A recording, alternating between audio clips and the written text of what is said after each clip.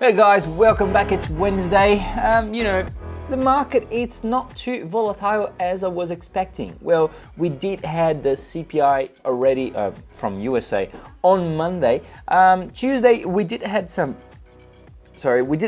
numbers coming on Tuesday, but nothing too crazy. All right, we did had the housing starts month over month, as well the building permits from USA. We did have the core CPI from Canada, as well as the CPI month over month. Came in lower than expected, the CPI month over month, and the core as expected because there's no consensus. So it just came in higher than the previous, as could I say that. All right. Then today we did had the Fed Powell speaking. So we heard from the Fed today. Some dovish tones from there. Okay, not much, not too crazy. And then we had the CPI from New Zealand coming as expected. Guys, lots of you may probably thought that they had a 6% inflation, right? But indeed it was a type error. All right. So after a few minutes they've corrected. So it would be very, very crazy if they had a 6%, like this big miss on inflation. That was a really, really huge miss. Okay, so as you guys can see now, is at 0.6% quarter over quarter and 4% year over year quarter one. Okay, so when we take this information, we looked at the chart of the New Zealand dollar, or let's say New Zealand yen, or something like that. In the first hour of the news, of the release of the data, did had a positive reaction for the New Zealand dollar, but after that we are seeing the New Zealand dollar pretty weaker at the moment. All right.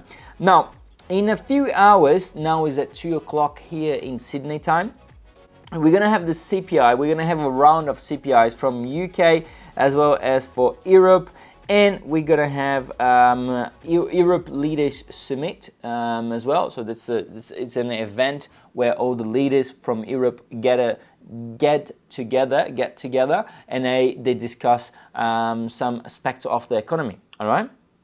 So we will have this tonight at 8 p.m. Now the CPI is at 7 p.m. for Europe, and at 4 p.m. on UK. Remembering that this is all Sydney, Australia time. Okay, so make sure to put this to your time zones. Now, my perspective is that yes, euro dollar is on a very, very nice point at the moment, trading at 106 at this moment, 106.27, and we can see that they didn't breach the 106, the level of 106. It touched it at 106.01. All right, so just as the bottom of the 106 level, but it didn't break through that level. Now, I'm expecting a little bit of a pullback somewhere around 106.7, 106.8. All right, and then after that I will be looking to find better spots to short it, because right now I think it's the bottom and we may have a retracement back. Okay, and if it continues to break down, if it breaks below the 106, I will continue to short as well. This is only my opinion. This is only my personal opinion. All right, there's nothing of financial advice involved on this. Now, if you want to know what I'm gonna be looking at in the next couple of days, then join me on the Telegram group. Just on the description of this video, you can find the Telegram link to join. It's free, no charges, zero costs. You just go there, subscribe to the channel or the group, and you will be receiving notifications every day or every time that I post something on the group. Now, subscribe to the channel as well, give us a thumbs up on this video, and don't forget we do have another webinar. So if you haven't able to participate from yesterday, we do have another webinar tomorrow, Thursday. That's going to be 7 to 8 p.m. on Australian time. Okay, so make sure to register yourself already for that, either on the website into Learn and Webinar and Seminars, or in the description of this video. All right, guys, thank you so much for watching us today.